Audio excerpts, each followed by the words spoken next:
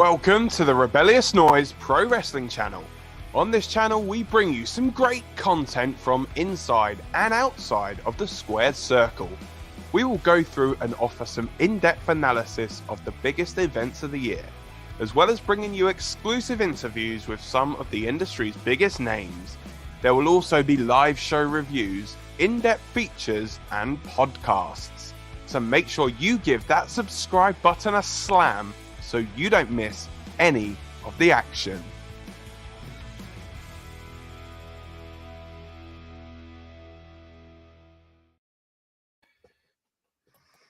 Hello. Welcome to the Rebellious Noise Pro Wrestling channel. Oh, it is good, Rob, because we are again getting to watch a show at a reasonable time. What are you drinking there, Rob? I'm no cheapo anymore, man. I got flat whites. I just you've got a bit too upmarket for me. I'm sorry. Do you know what? I'm waiting for the Rebellious Noise like cup glass. Is it called cup glasses? Cup glass? Cup glasses. I know what you're trying to say because I can see it, but yeah. But you've got the actual mug though, right? Yeah. But the thing is, when you have a flat white, you like to see. You got to show it off. Contrast, yeah, all right. You know, right, mate. Well, these pods are changing fast. Let's get back to the way they should be. Yeah, talking about wrestling. We are here, obviously, again for the Rebellious Noise Pro Wrestling channel. I'm Scott, joined today by Rob.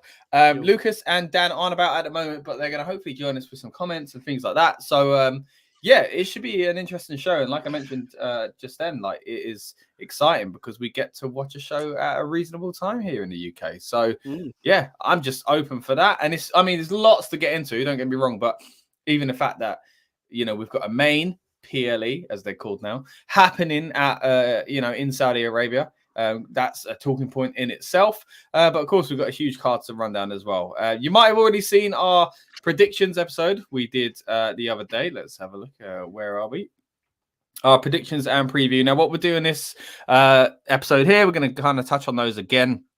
A new match has been announced, so we will be predicting that later on as well, compared to when we were on there. And also when we were on there, the women's match wasn't finalized, so that's going to be interesting to talk about again with new eyes, I guess you could say. But yeah, first of all, Rob, how are you feeling about the show in general? Do you know what? It looks like a really good. I didn't call it a pay-per-view. Then it looks like a really good show. I'm slightly concerned. Okay, there's the but. I was waiting for it. I just think when we get these Saudi shows, timing's very off.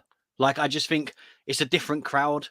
They're off. They put on these massive extravaganza things, and it just, for some reason, when it's in Saudi, they just can't pull the trigger properly on it. Right. Like, there's just they kind of there's always missing. A roadblock. Yeah, right.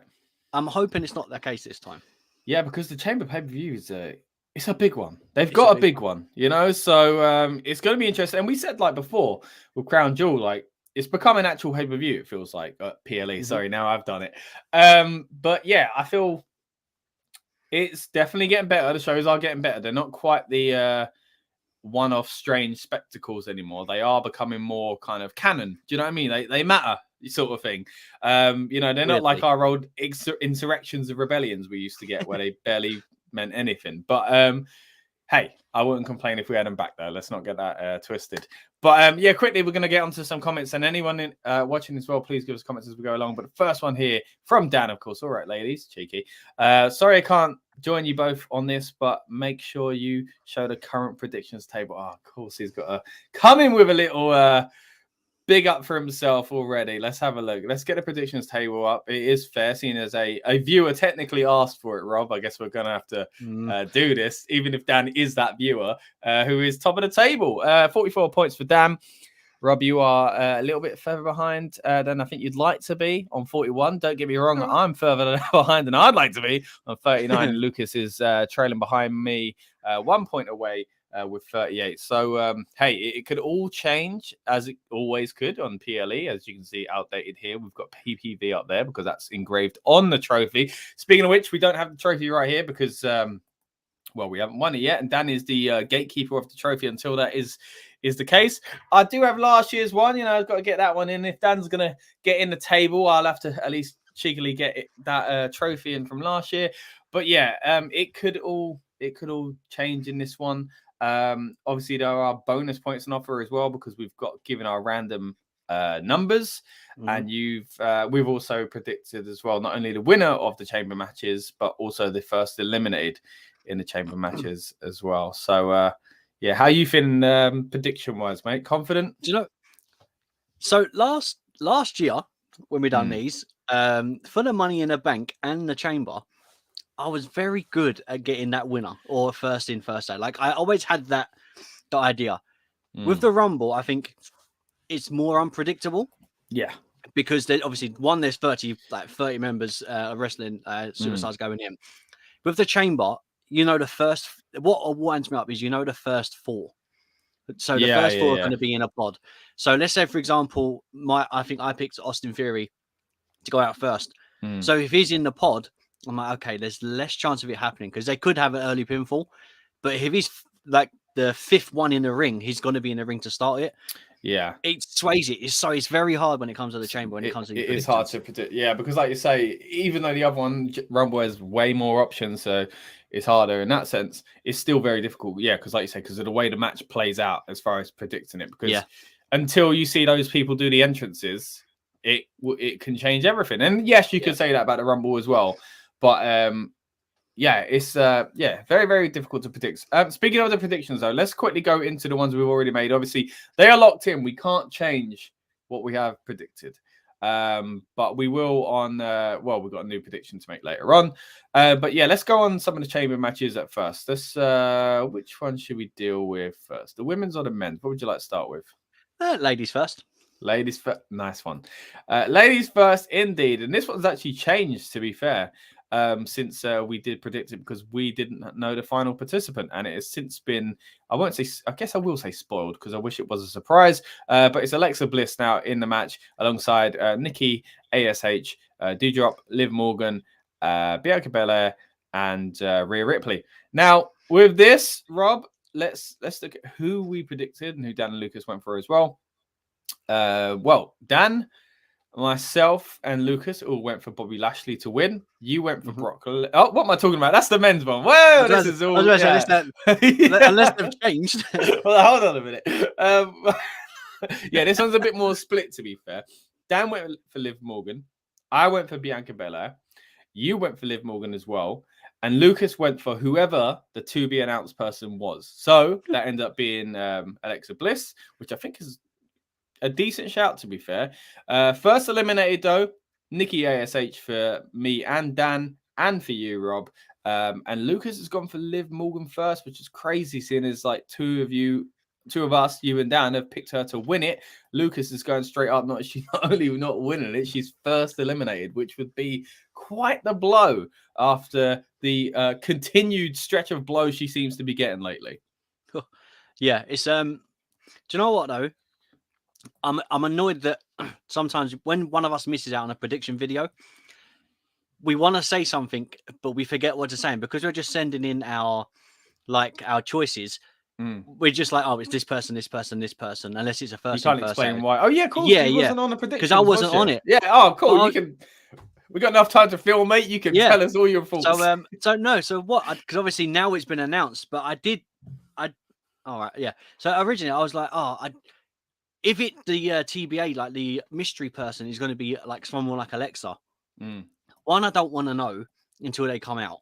Yep. And if it is her, then it makes sense for it was going to be her or Bayley, and it would have made sense if they're going to do it. Then they've been announced for a specific reason. Yeah. So my thing was, if the TBA is going to be someone huge, then there's got to be something happening or a storyline ready for them. Yeah. So like obviously, I really want Liv to win it. I doubt it's going to happen. But I just see out of everyone there, Nikki Ash is the one to go out first. And obviously, I want Liv to win. But now Alexa's kind of been put in. They're programming again because... We jumped there. We skipped a bit. Oh, okay. I don't know if that was just me. You said now that Alexa's in, then I didn't hear. Oh, okay. Now Alexa's in. I'm very skeptical because she's in for a reason. Yeah. Right? And they've been doing these. If you've, I'm not that you watch WWE on a weekly basis. Whoops, you've outed me again.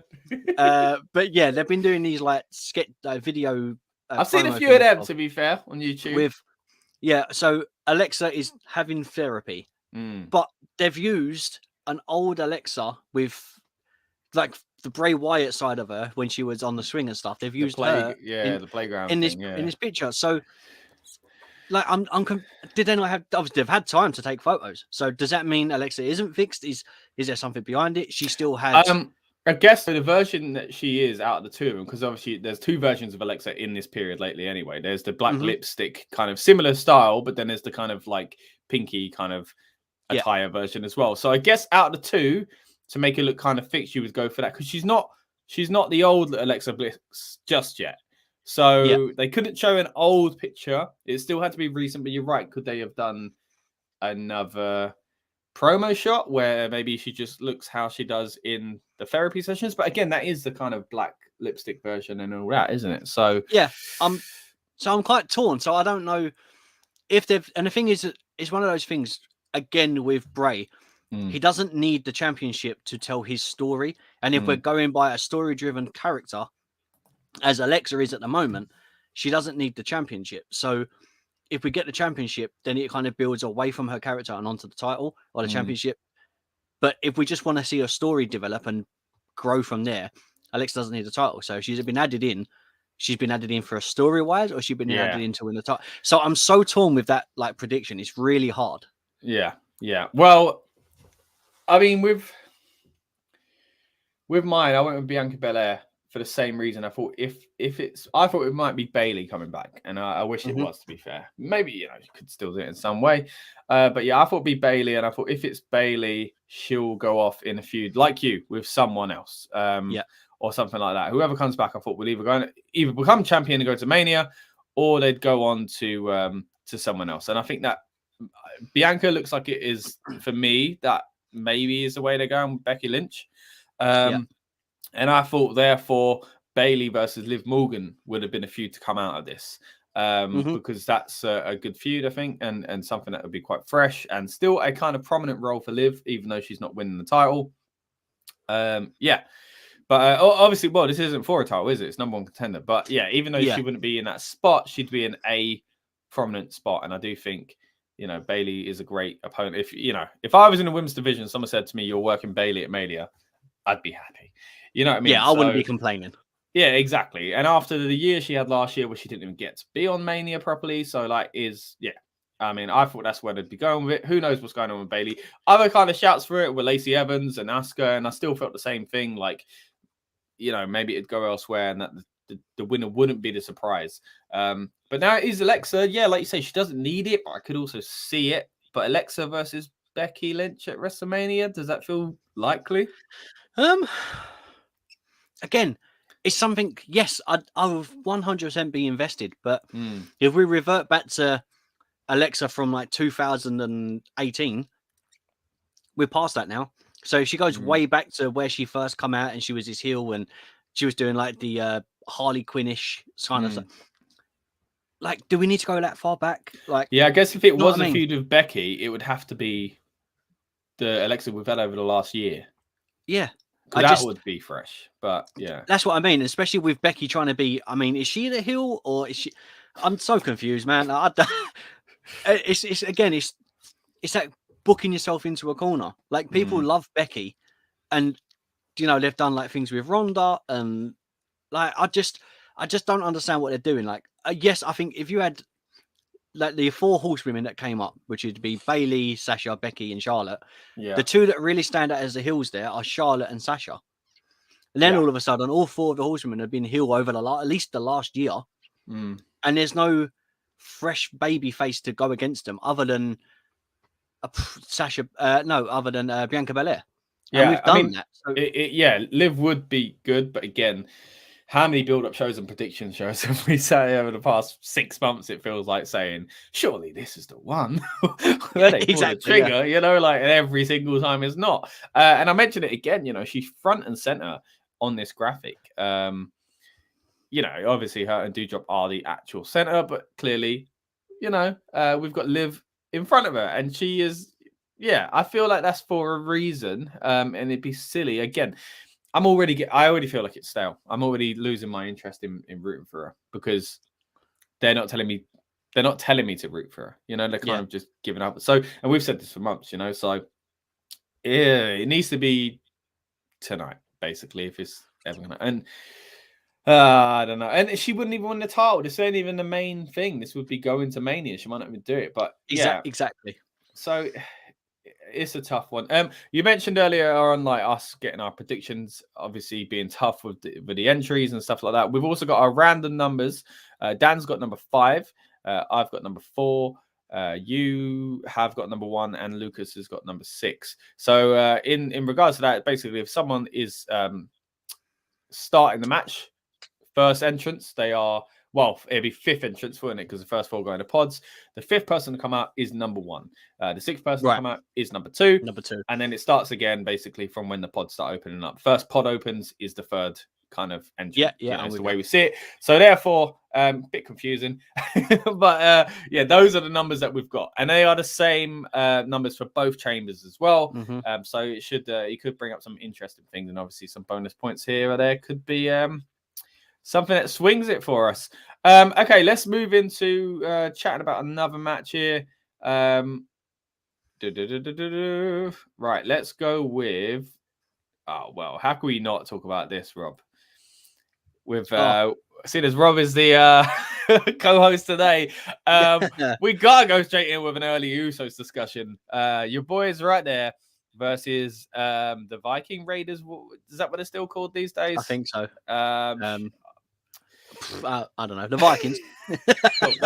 them lot versus the Usos. Now, this is a tough one in the sense that the Usos have had it for a long time, and it always kind of depends on what's going to happen with Roman as well. So we've all gone Usos except for Lucas, who went for the Viking Raiders. Me, you, and Dan, Rob, we've gone for the Usos. It just feels like they're too important and too good to lose the titles, but at the same time, it does freshen the division up if you get them off of them, and the Viking Raiders go on to face someone else. But can you really see the Viking Raiders versus someone that isn't the Usos at WrestleMania? Can you even see a tag title match at WrestleMania? I know it's 2 days, but you know. So I was talking to the missus about this, and I said, as much as not that I'm a huge fan of the Usos or anything. Oh well, you know. But if the Usos were to lose tonight, the rematch has to be basically at Mania, and it's not a program I'm into, if I'm honest. No, but for Mania, it doesn't sell it. I know. However, I could say I predict that this could be match of the night. Okay, because for some reason, way back when, over the last few pay-per-views, over the last few years, if the Usos or the New Day have been involved in a tag match, and it's not a gimmick match, they've been solid matches, and I reckon this. I mean, even going back to with the Usos versus the Bludgeon Brothers, they had fantastic matches, and they work well with big guys, and they're not the smallest guys themselves. So it's weird saying that. They work well with thicker guys, should we say? Like I don't know how to explain it. I can't say big guys when both of them are like 6 foot something. No, I get you. But I think you're right. I think it could be an interesting matchup. I just don't know, story wise, it's something that could take us to Mania. I mean, as long as we don't get an octopus, I'm happy. Like rubbish again. Yeah. They've been through worse, these Vikings, to be fair. So what I'm worried about is, let's say, all right, so the Viking Raiders or Spirit, whatever they're called, they win, right? Where do they go next? Well, obviously they'd be champs. Then who would go after them?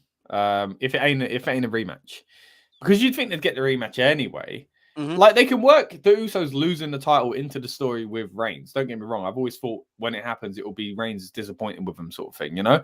But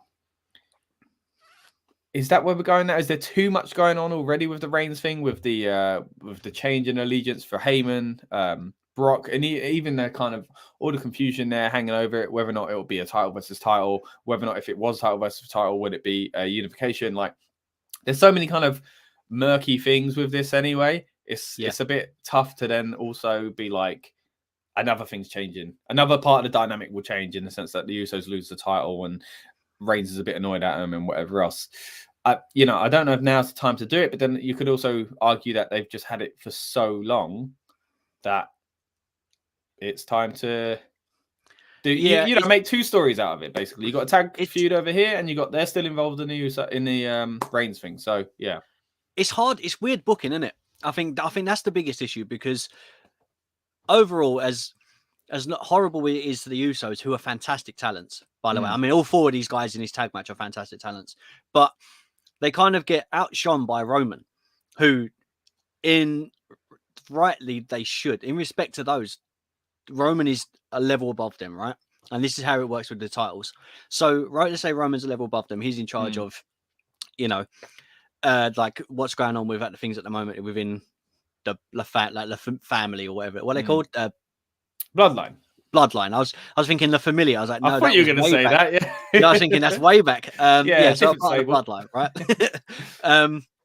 So Roman's at the top, and then you got the Usos. Now, to build on it, you either need another female in. So it would have been like, for example, Nia Jax or Tamina. We didn't get that. We just got those three, and then it's just hard booking because if they lose the titles, then they're not representing the bloodline and Roman how they should. And we've already had this thing where if Roman's sick of them, he sends them off. I think we're past that now. Like that storyline was at the beginning for trust and who's in charge, acknowledge him. They acknowledge him and support him now. So I don't think we need to go down that road of if they lose it, Roman's like disgruntled by it.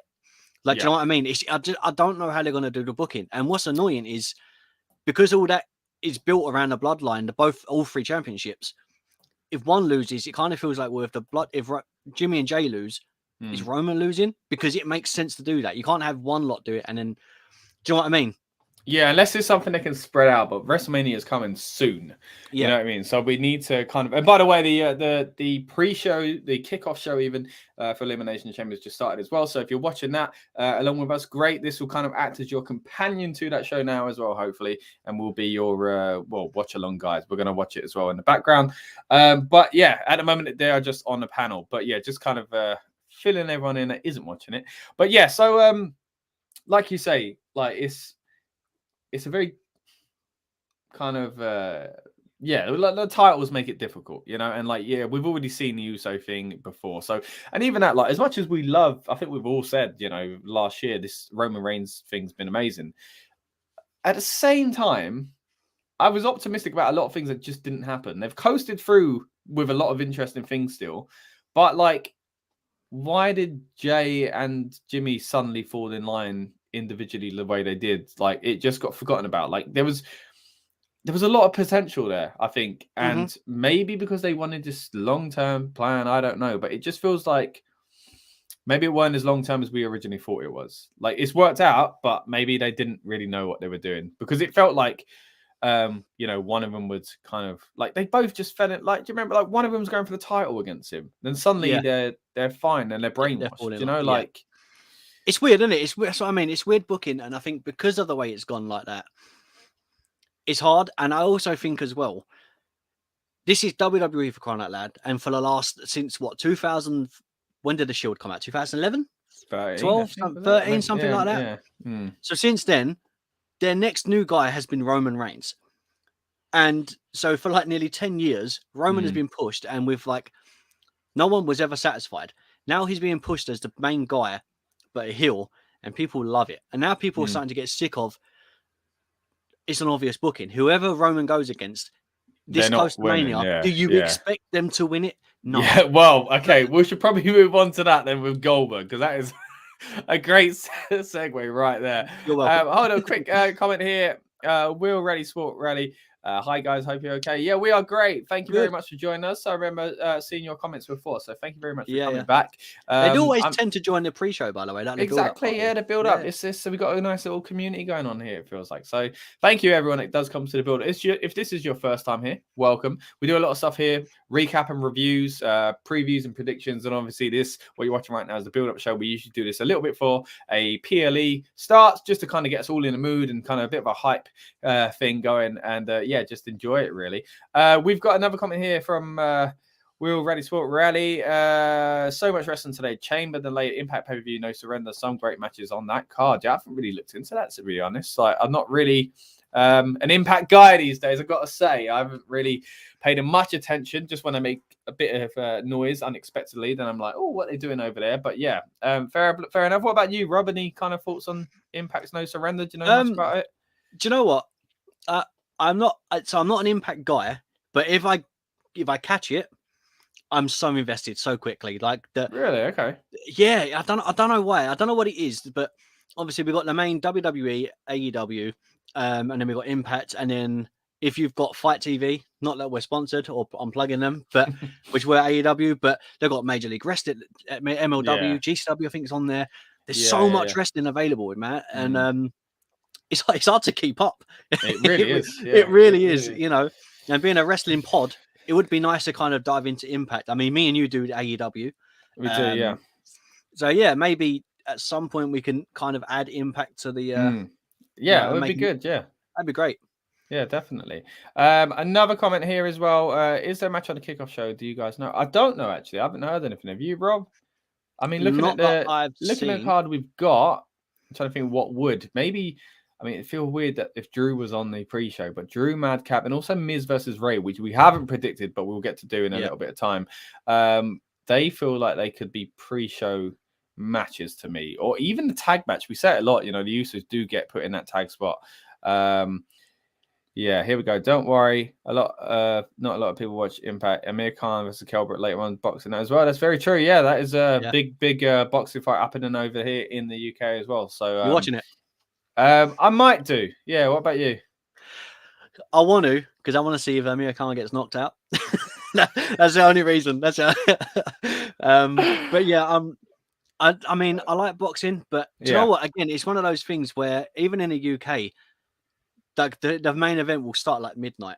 I'm tired by then, so when we get the chances to have like PLEs like now, and it's at 7 o'clock, it's fantastic. It's amazing, you know, so I think I can watch that, go to bed, get up, and not feel like I'm hungover. Yeah, of course. Speaking of which, by the way, when the show ends, we will be doing a live review as well, as we usually do it the next day.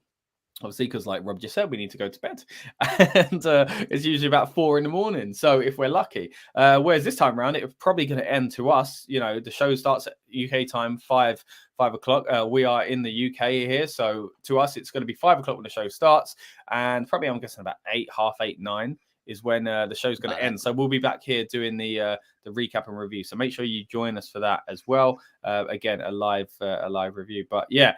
And then after that, I guess it's about time when the boxing's going to start. So, yeah, we'll see. But anyway, thank you for all the comments. Again, keep them coming. If you are lurking in the background, hey, come on, give us a little comment as well. Like Otis is just right here. Oh, don't bring that up. Right. Okay. We've also got a lot more on this channel as well. So check out our other stuff if you haven't already. If you are new here, we are, again, Rebellious Noise Pro Wrestling channel. It's going to run through some of the things that we've got going on the channel. We've got interviews with stars such as Big E, Ciampa, Damian Priest, Kevin Owens, Bobby Lashley, Riddle, Doudrop, and of course, the infamous video where I try on suits as worn by the freaking man himself, Seth freaking. I was going to say Orange. How did I'm probably looking at those flames. Seth freaking Rollins. But yeah, of course, coming up soon, WrestleMania. So we're going to try and do as much as we can content-wise around WrestleMania. It's going to be exciting. Last year, obviously, we did the same. 2-night WrestleMania. So 2 nights again this year. I'm not the biggest fan of that. But hey, it is what it is.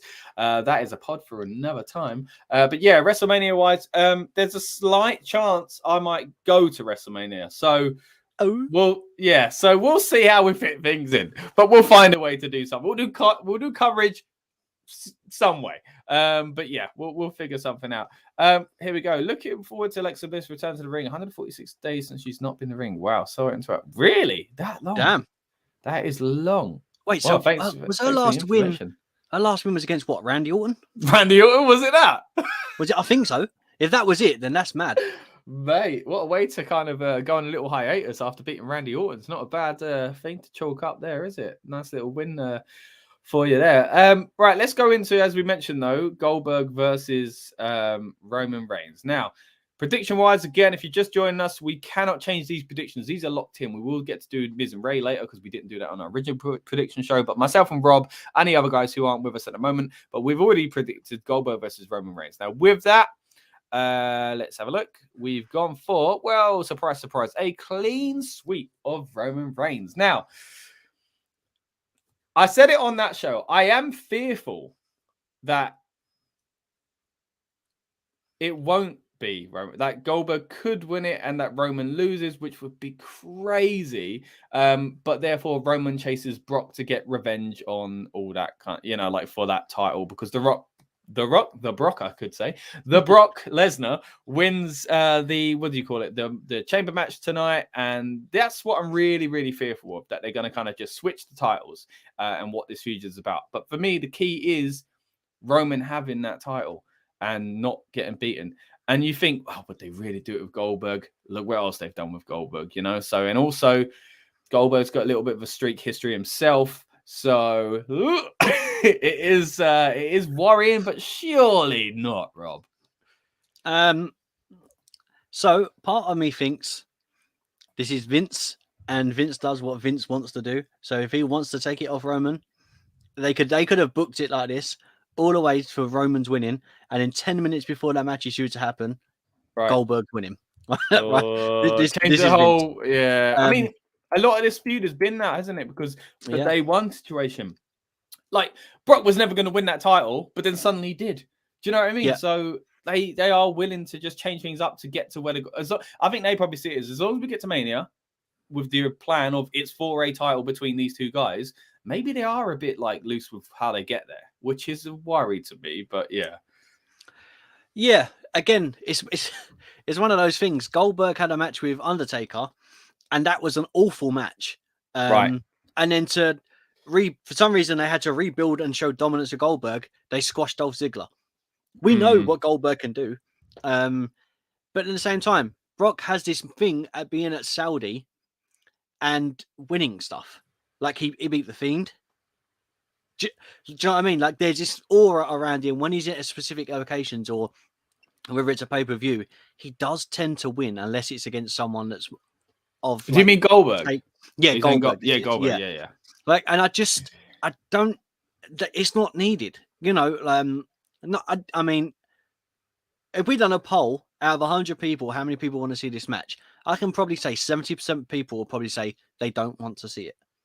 It's just I'm not very interested in this match at all, which is a shame because I think Goldberg's got his place, don't get me wrong, but it just feels a bit, maybe it's because it is obvious, but then I don't want it to shock me either. I don't want Goldberg to win, and that's not a whole typical kind of, Goldberg, like, it's the Roman Reigns thing, and I don't want Brock to beat Roman Reigns at Mania either. I don't want that to happen. Like, the person that beats Roman Reigns shouldn't be someone like Goldberg or Brock Lesnar. I mean, I agree, and I did see. Did you see what The Rock put on Twitter? I don't know if you see it. About soon he'll be electrifying again, right? Listen, sort of thing, right? I would love to see a return of The Rock. Yeah, I would happily see it. And if he goes if Roman retains, and then it's something set up for SummerSlam, for example, and Roman's retained, it goes up to SummerSlam. As much as I love The Rock doesn't need to win. Like, this is a chance to push Roman. The person that beats Roman has to be someone that we least expect. For example, Austin Theory or Dominic Mysterio. Like the two most underdog people, because you'll think, what the hell is going on? Like, I need to be shocked. And, like, for example, Brock shouldn't have been the person to beat the streak. However, it's believable that Brock can beat the streak because of the way they built him. And everyone was shocked by it. So it needs to be a shock factor. So Goldberg returning to beat Roman is not a shock factor. Brock doing it is not a shock. The Rock doing it, not a shock. I need to be surprised. And if it does happen, I'm not surprised because this is WWE and that's how they book things. So there needs to be a shock factor for whoever does it. Yeah, and it doesn't feel anytime soon, does it? As you mentioned, The Rock. Does it SummerSlam? I think if The Rock comes back, it's probably to set up Mania next year. I saw a rumor that he could maybe come out at the end and set up Mania for Hollywood and all that kind of stuff. But yeah, I don't know. And even still, we maybe have to. Sorry? Go on. No, go on. I was gonna say, could you see Roman holding it for that long? Yeah, they got 2 titles, so they could do it, But yeah, we'll see. But then again, he might not. It might just become not about the title. He might lose it to someone at SummerSlam, pass the torch like that, and then the Rock pass the torch back to Roman. I guess you could say a little bit later. Quickly going to some comments again though. Going back to the women's one, which we've already predicted, but Will Rally Sport Rally is going for Rhea, Alexa, or Bianca. Women's match, can't decide for my picks. If Goldberg wins, I won't be happy. He's awful. Some more Goldberg comments here as well. Create Goldberg. Roman to destroy Goldberg. That's what I want to hear from the DKW account there. I'm assuming that is Lucas with us as well. If you haven't seen any of that stuff, go check out the channel DKW for great commentator. Of course you say that. If you want to see some of the newest kind of academies and wrestlers over here in the UK, definitely check that out as well. Because obviously there's fingers in pies from people from Rebellious Noise's pro wrestling channel over there as well, namely Lucas and yourself, Rob, and also Dan does a bit of work for them as well. So go check that out as well. Reckon he's got 1 match left with Goldberg. 1 match left. Ooh. I wonder if you mean this match or no, because it'd have to be a retirement, wouldn't it? It'd have to be a announced retirement match, surely, with Goldberg. But okay, so at the moment on the pre-show, they are currently talking about Becky Lynch versus Lita. So I think that's a good time for us to talk about Becky Lynch versus Lita as well. Again, is this an obvious one? I don't know. I mean, this is what we've gone prediction wise. Sorry, the way we've gone predictions is, let's have a look. We've all gone Becky. So clearly a week ago it was very obvious. Do you still think the same way? So judging by the way that picture looks, it looks like Lita's the champion. But I don't know if it's because the title was the main thing and it's I'm slightly confused. However, this match is a Mania match. Why is it on at Saudi? Like, do you know what though? Again, I'll tell you why. Money. Yes. But aside from, look, if Becky wins, okay, yeah, they've wasted a chance with Lita. But this could be a fantastic match. But we need to look at it from another perspective of 8 women, 8, 9, 10, 11, nearly 12 women are going to be performing at Saudi tonight. It's mind-blowing. Fantastic, bearing in mind, at one point, it was men only. So from a point of view of, okay, I'm annoyed with, it could be an obvious booking, putting that to the side, what they're opening, the doors that they're literally kicking open now for women's wrestling, and even things in Saudi Arabia, it's amazing. So if I'm disheartened by one thing, the growth that they've got in that women's division and what they've done, it's kind of like overshines it. So if this match does suck, I don't think the match will suck. I just think, it's a Mania match. So I mean, what happens? Lita wins, right? Let's say, and Becky gets a rematch at Mania. Then why couldn't we have just done it at Mania? You know what I mean? Like, if Lita was going to win the title, and then also, or maybe she just agreed to come back for 2 shows, and it was the 2 big paydays, So maybe that is the case, but I don't know. I can't see. Again, after the way they've done this Becky thing, she's basically been champion for years. If you take away her kind of quick departure for the pregnancy and giving birth, she come back and she's champion straight away again. So and the whole Bianca Belair thing, again, we always try and look, let's see where it's going long term. Let's see. No, they embarrassed Bianca. They that was terrible. So yes. Could it become Bianca versus Becky that we're all kind of hoping? In the sense of Bianca gets her win back, but again, we've been there now. I don't know. The only other way I think is if Lita won it, and on Raw, Becky has a rematch, doesn't win it, and then Trish comes out, and the whole point is they want to put a WrestleMania worthy Trish versus Lita for a title. That's the only way around it I can see, other than just doing the rematch. Why else would Lita win? I don't see. Again, I'm so confused because I think there was an interview with Lita that I read recently, and when it comes to some Rumble pay-per-views, for example, they get asked for one night, and Lita was like, "Can you do the Raw next night?" Now, normally when they get asked this sort of thing, a lot of wrestlers say, "Oh, they're there for the night, and then they've gone again." So they'll get their payday bit for their appearance, then go, and then if the company needs them again, they'll come back, right? Yeah.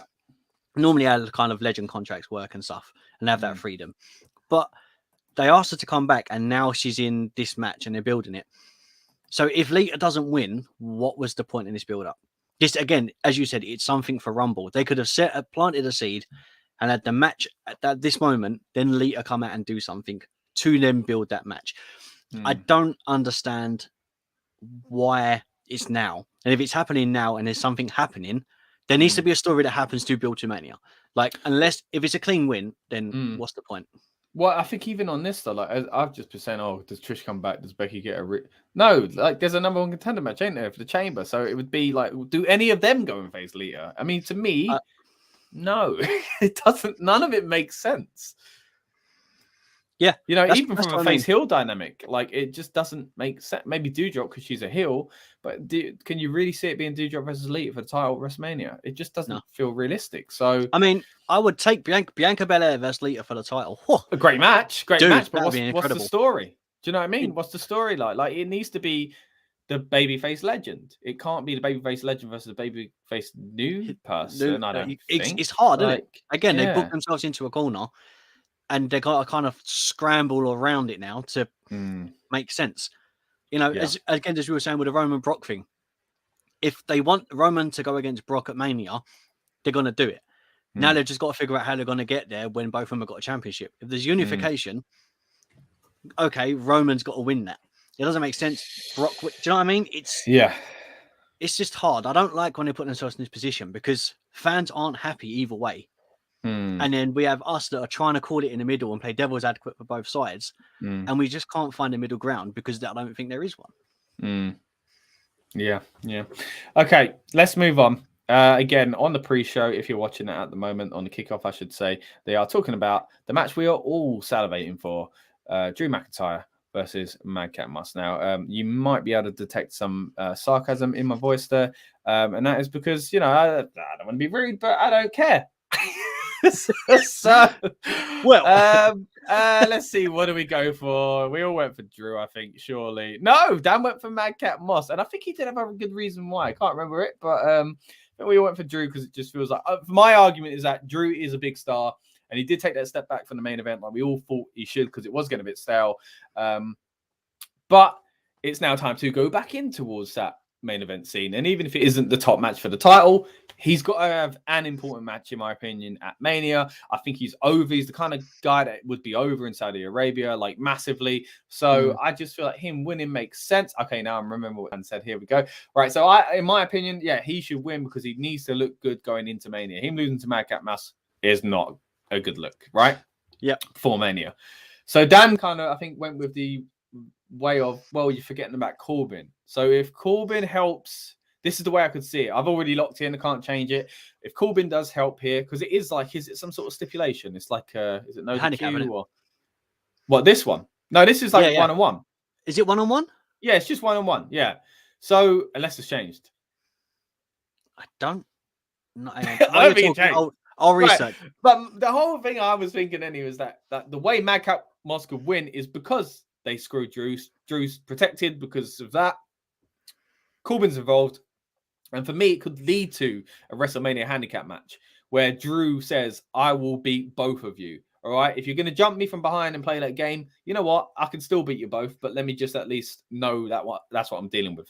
And I feel like that's the way they could go with Drew McIntyre. So if that's the case, yes, maybe Madcap Moss will win this match. But if they're not going in, it depends what Drew's doing at Mania. If he's facing someone else, he needs to look strong and win. If he's facing a combination of Corbin or Madcap or them together, then yes, Madcap winning makes sense.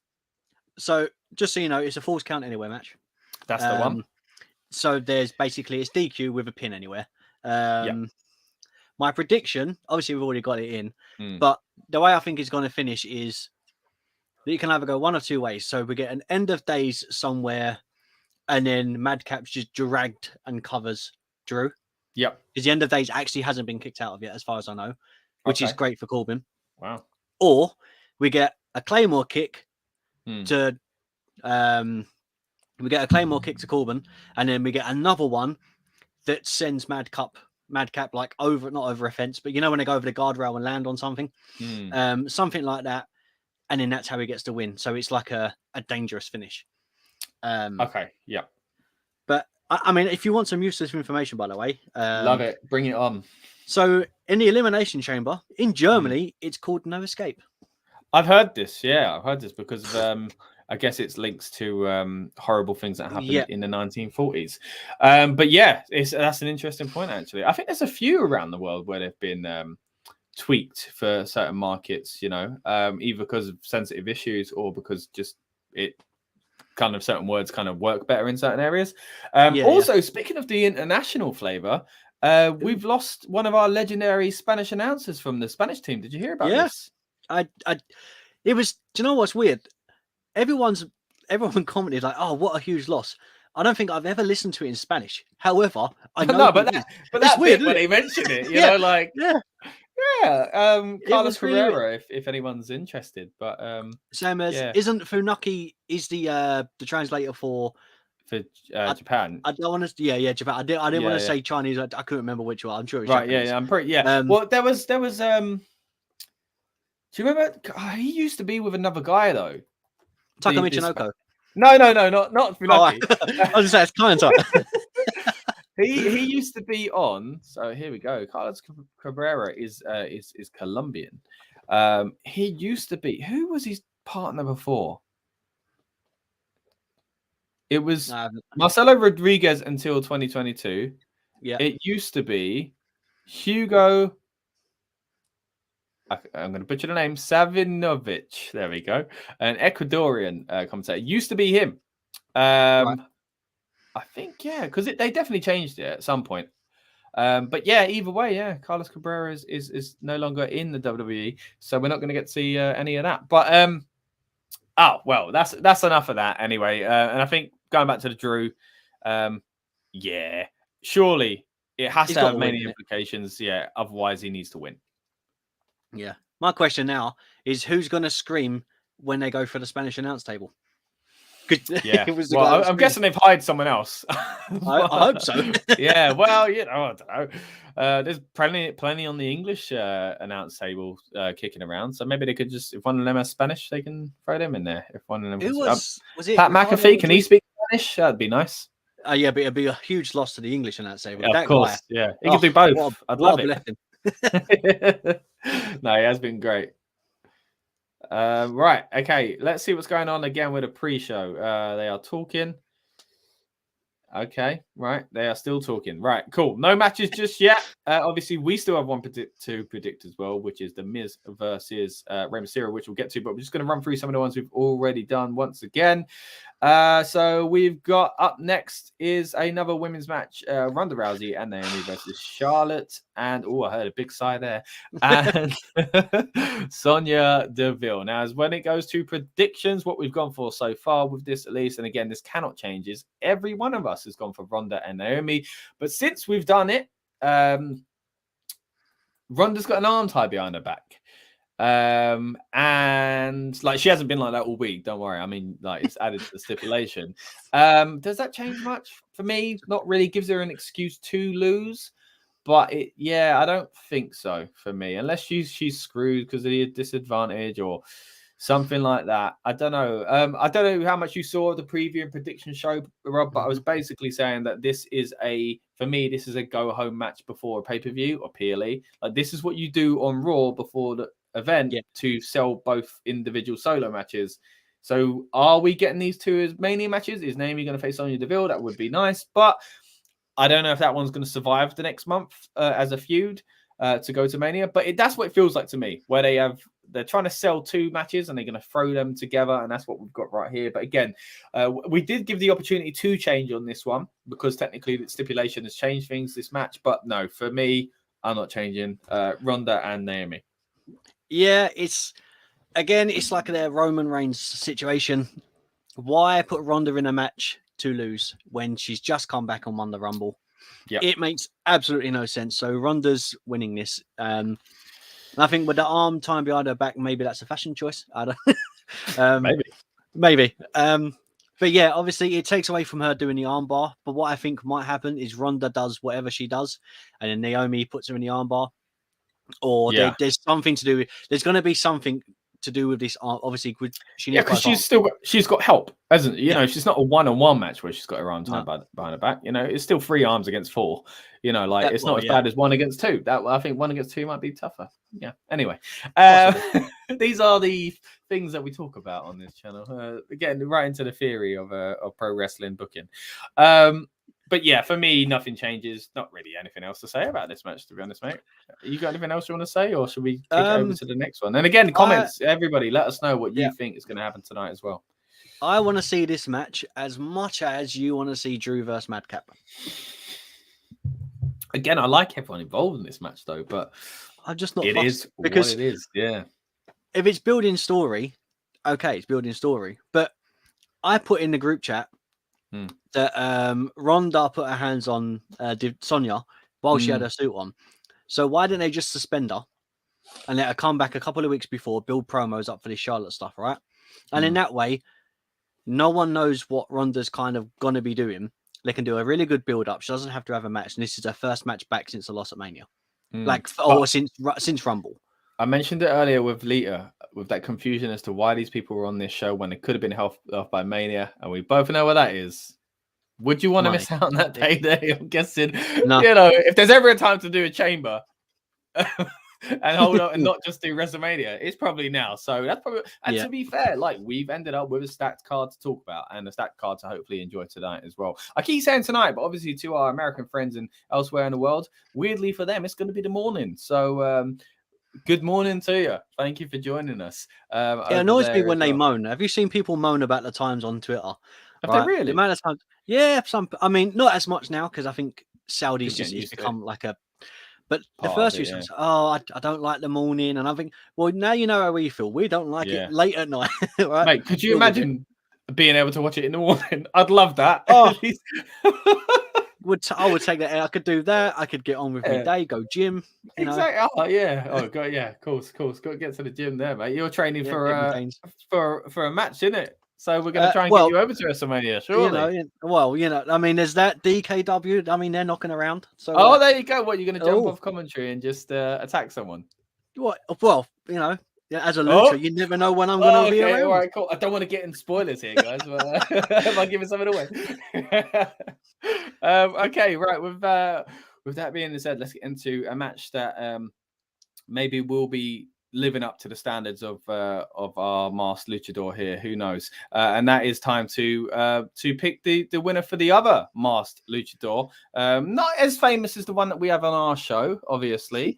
But Rey Mysterio, he's done all right for himself over the years. Don't talk about the Miz like that. Technically, remember when the Miz wore the mask in Calgary? Yeah. So Miz was it the Calgary kid, wasn't it? He was, yeah. That was great. That was a fantastic little moment. Not many people remember that or talk about that. I thought it was fantastic because he was technically like in storyline fired or something, weren't it? Or like out of the company. Because he went to win a contract. Because it was him versus someone else that it made sense. It was Eugene. Because I was like, oh, Eugene's coming back. It's Eugene coming back against the jobber. Like, yeah, this is it. And then it wasn't. It was the Miz. Fantastic, man. Nice little swerve. Right. Like people don't talk about it enough. It was really, really good. And that was in the Miz's Rise as well. That was a really cool time for the Miz. Right, let's get into that match though. This is one we haven't predicted. Now I've got the predictions though for Dan and Lucas ahead of time. They have both gone for the Miz. Now between me and you, Rob, we are going to have to figure out how to do this. I don't have the dice. Dan has. Hold on. Shall we rock paper scissors? No. Well, we do have Ronnie Storm. Oh, if you are a regular viewer of the channel, you know that on the build-up, Ronnie Storm doesn't always want to work. So we'll have him on show just for now to remember that Ronnie is here. But yeah, how do you want to do it? Should we do it? Rock, paper, scissors? All right, so we need to establish a rule. So do we go rock, paper, scissors, show, or do we say rock, paper, scissors? And then because everyone has a different way of doing it, and it's annoying. Okay, go on, explain. What do you mean? Rock, paper, scissors, and then. So when people go rock, paper, scissors, great entertainment, isn't it, guys?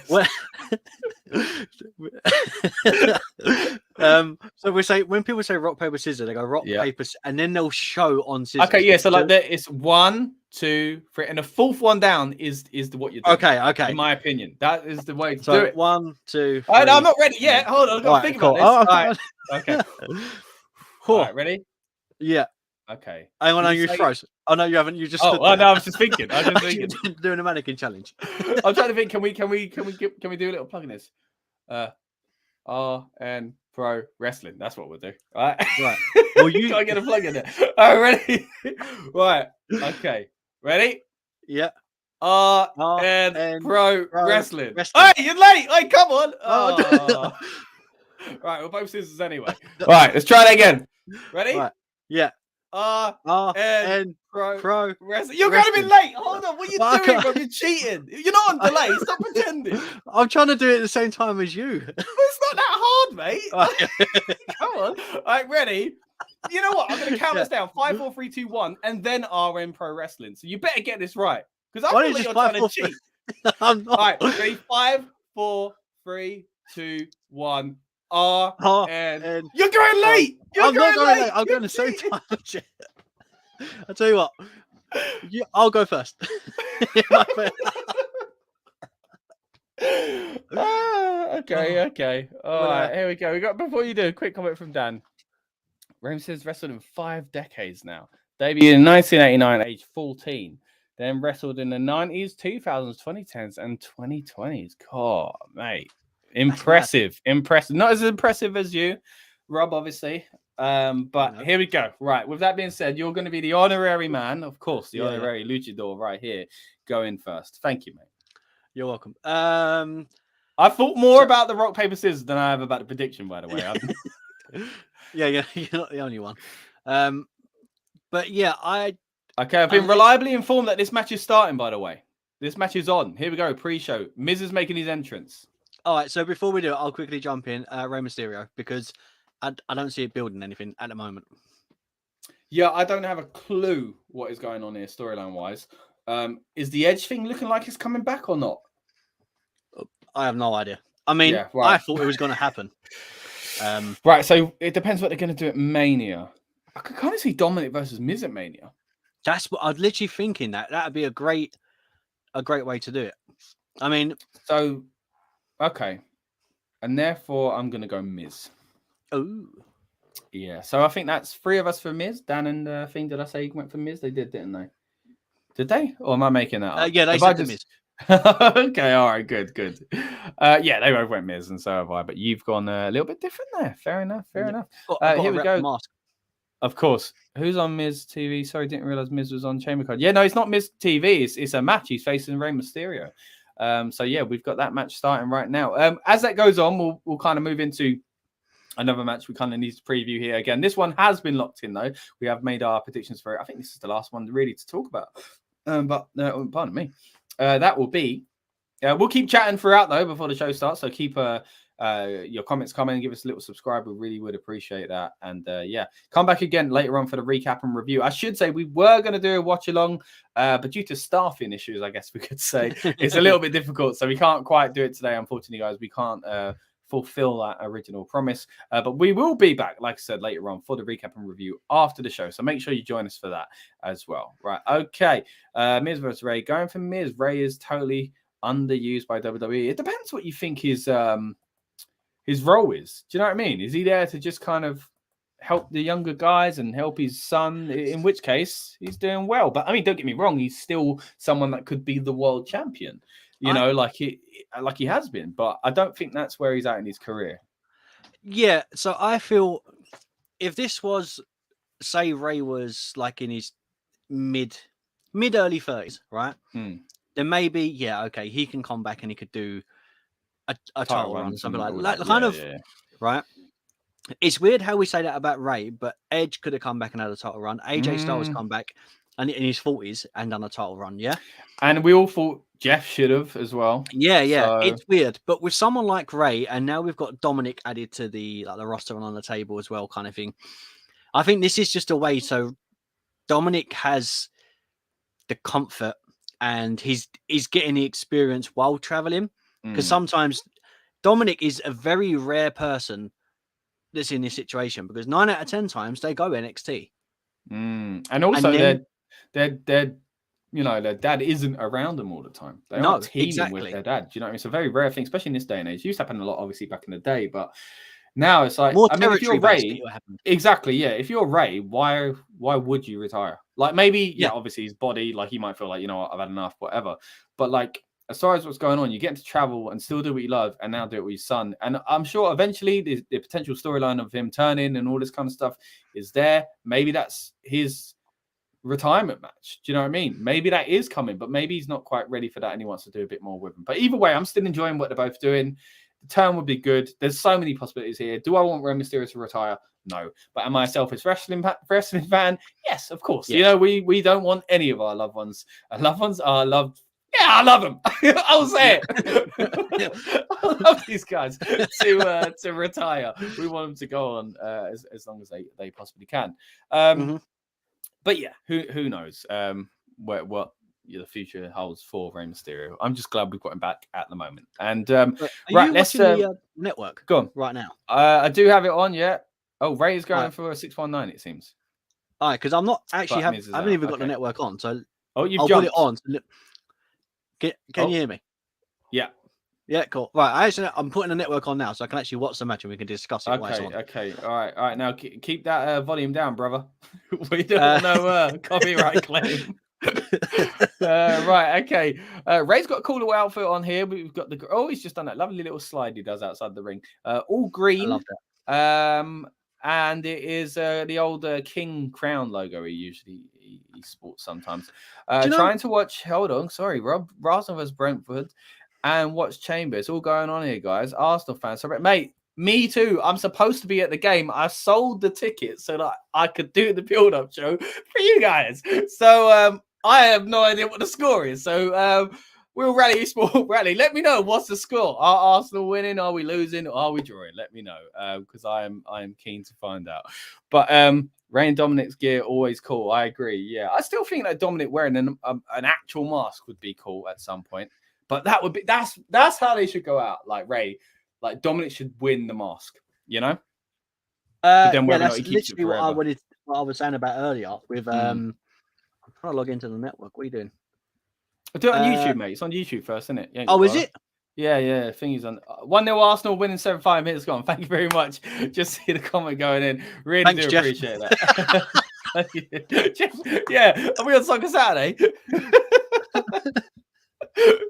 Oh yeah, I got the headphones and everything. It's all that proper made me laugh. Then I don't even know why. No, but we do appreciate that. I do. It's good to keep up. You know, again, I should be there, but yeah. Right.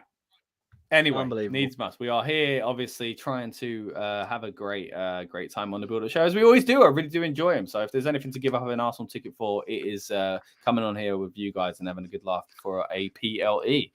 Can you hear it? No. Good. Right. Cool. Okay. Cool. If anyone watching can hear Rob's stream, tell us so that we don't get in trouble. It's so low, but I can hear it. Yeah, it's cool. Yeah. I've got mine on mute anyway, but I'm reading subtitles. But anyway, yeah. But we said earlier, Chamber pre-show. Is this the match? And obviously, I think it's kind of wise that this is the match. It's the one that doesn't seem necessary to be on the main card, just because it depends where it goes, I guess you could say. But again, we kind of got sidetracked there. We'll kind of watch that in the background as well, but we've got still the men's chambers to talk about again. Predictions have been locked in for this match already, but we've got Austin Theory versus AJ Styles, Bobby Lashley, Brock Lesnar, Seth Rollins, and the original bro Riddle. Okay, can't hear you, Rob. You're okay. Thank you very much, man. Thanks for filling us in. You're helping us out a lot here with Arsenal scores and tech issues. So I really do appreciate it. And a cool little facts here and there as well. Go on. What was you going to say, Rob? I had a proper blonde moment then. I was so busy watching the pre-show to give you something to talk about. And you went, can't hear you, Rob. You're okay. And I was like, I'm good. I didn't realise you were reading that comment. meant the music. Yeah, meant the sound that we asked for, mate. But yeah, I'm okay. Fine, thank you. Let's talk about as you can see, we go all over the place on build-up shows, but that's why they're fun.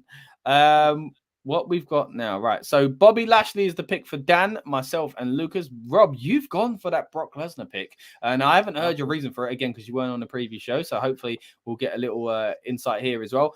And again, our numbers: Dan is 5, I am 4, Lucas is 6, Rob, you have got number 1, and we've all gone with Austin Theory as the first eliminated. Now, What I really want to know, though, Rob, is why you've gone for Brock Lesnar. You've heard my kind of case earlier on. That my big fear is that it will be Brock. I don't. One of my big fears is the whole unification thing. Don't think they should do that. And title versus title kind of kills it. I know you've got the women's titles and other things to go on a separate day, but still, don't really want them to do that. Yeah, and I just want. I don't know. I want it to be how it probably should be with Roman, and well, then even then, the fear is that Brock could win it eventually. But yeah, for me, I'm worried they're going to switch the titles here, and that Brock is going to be the champion and Roman's going to be the challenger. So, are you going for that, or what are you going for here? Why are you saying Brock Lesnar is going to win it? Because I reckon Roman, it'll be basically we know it's going to be Brock versus Roman at Mania, right? I'd be very shocked if it wasn't. I can't see Roman losing to Goldberg, in my opinion. What I do think though is Goldberg will get the upper hand, do the spear, do the jackhammer.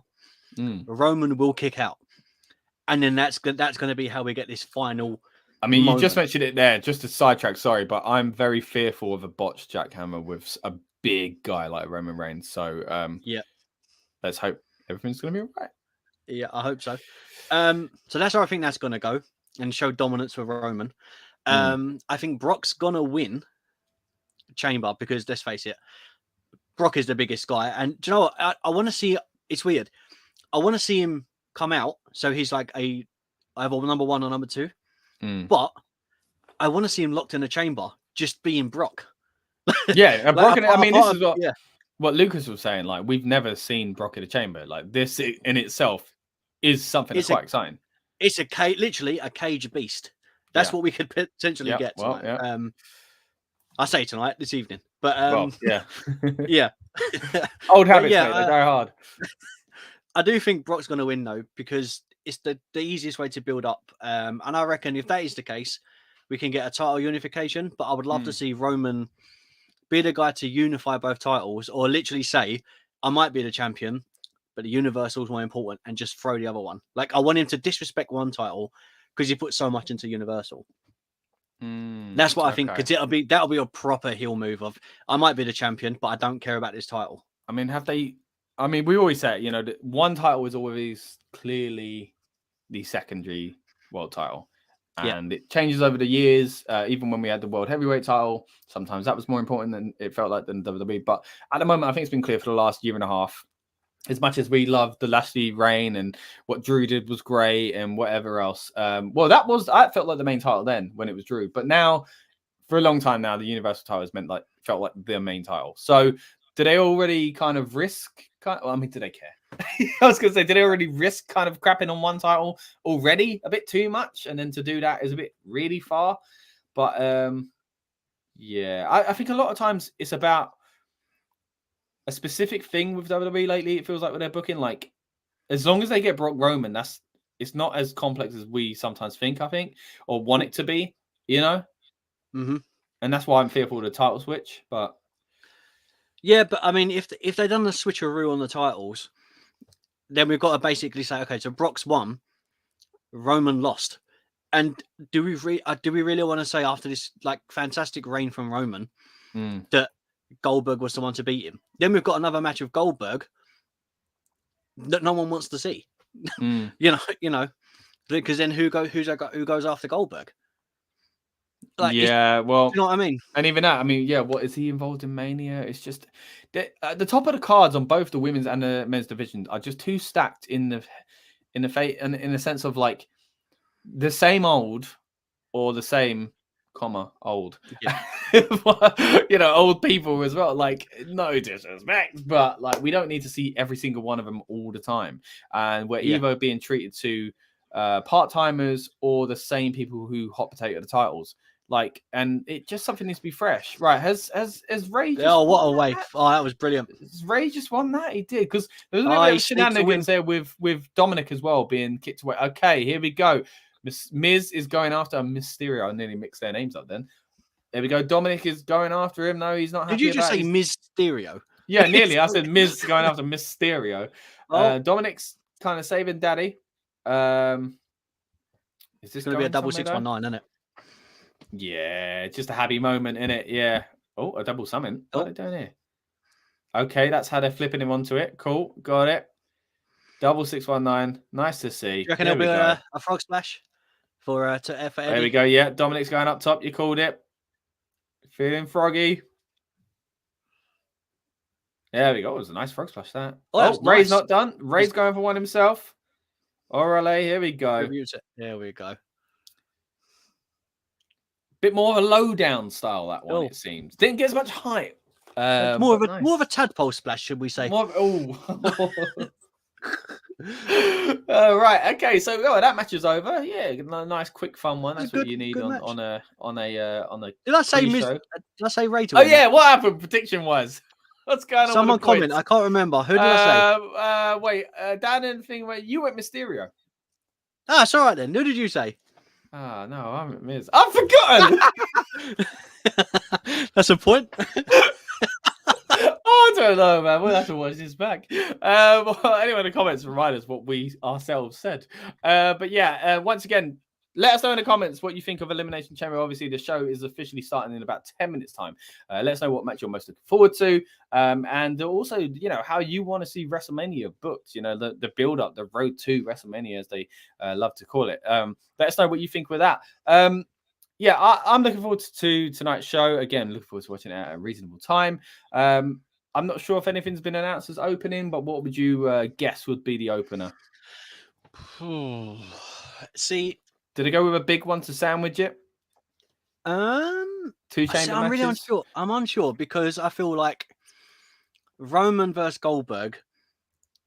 I just feel like, yes, it's a main event, but is that going to be the main event? Nah, I hope not. You know, do you know what I mean? Because it's got to be implications, isn't it? Whatever shots it, it's got to be implications for the future. So, 100%. But I mean, there was and the thing by Roman when in character as Roman, that if he's not going on first, he's going on last. He won't go in the middle. So my prediction would be that if the World Championship, like the Universal Championship match, isn't on first, it's main eventing. And I feel like it shouldn't main event, so maybe it should go on first. And I say that because it doesn't feel like it has implications for the future, unless something big happens with like Brock Lesnar or something like that. But I mean, because my thing is, if it did go on first, Roman can then taunt Brock, especially in that chamber match. There could be shenanigans. Yeah, he can try and I think the Usos getting involved. I said this on a preview. If there could be a time where.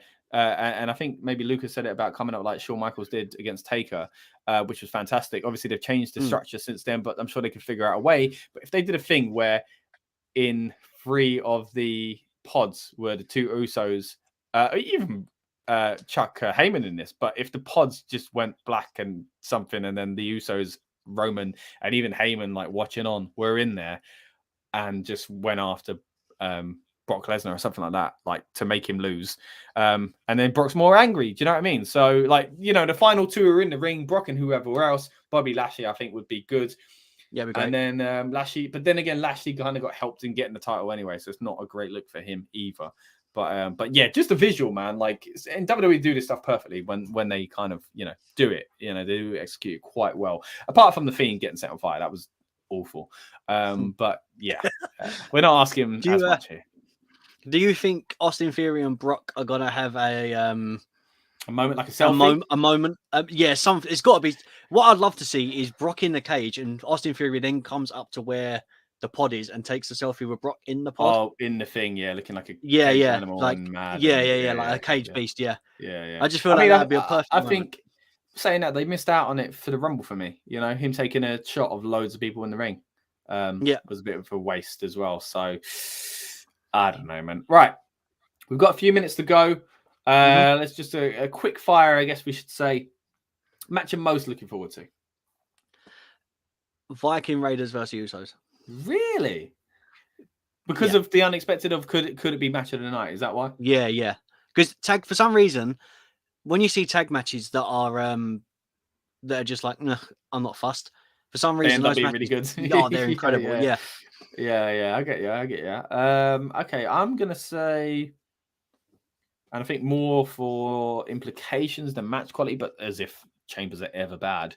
But I think the men's chamber will be very interesting to not only see what happens, but I think seeing Riddle in the chamber would be quite fun. Lesnar in the chamber sounds exciting. Do you know what I mean? So for me, it's that. But also, Becky versus Lita. I'm looking forward to seeing that as well. Even though I feel like it is predictable, I'm never going to turn down seeing two stars like that work together. So, 100%. What match do you think isn't going to be as fantastic? Like maybe not going to live up to its hype, or is also just not. I mean, because I've already said I'm not really caring about Drew Madcap. That could be a good match. Even though it would ruin my prediction, the way of the storyline wise of if it does go towards a handicap at WrestleMania and all that, I think that could be interesting. They could do that quite well. That could surprise us. Even though it would ruin my prediction, I'd still rather see that if it meant losing a point, but getting to see something entertaining, it's not that bad. But yeah, although saying that, I am kind of struggling with points at the moment. As far as other than that, I'd say for a big match that maybe I think Goldberg Roman, I'm not expecting much, just because it's a certain style of match, but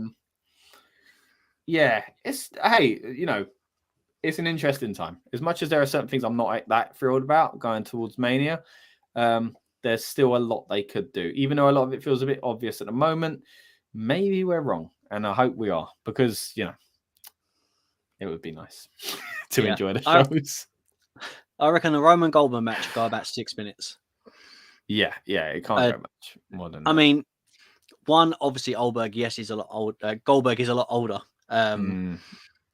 Has he got the stamina to do a match like that? I don't know. Do you think there's a possibility where Roman loses the title because of Brock, and then Brock doesn't win the title either, and this match becomes not about the title and about just maybe? Like I mean, I'd like that, because then it would free up the title to be in two completely different, also interesting matches. Because don't get me wrong, I still like the Brock Roman dynamic, but it's another one where it doesn't need the title. So yeah. But I also don't want Goldberg winning the title. Goldberg defeating the streak. Like, it doesn't feel good. It doesn't feel good. I told you, there's the only booking is Roman beating Goldberg. Okay, right. Or it's a Buki finish and there's not a finish. Yeah, that's possible, like they go to spear each other and collide heads or something, just knock each other out. Like, I'll take that as a finish as opposed to Goldberg actually winning it. Yeah. Oh god.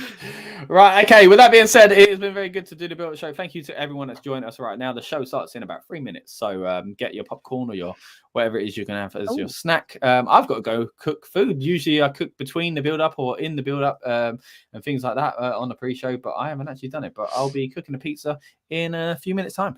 Rob, thank you very much for joining me. I'll see you, in a few hours. Hopefully we've got a lot of fun things to talk about.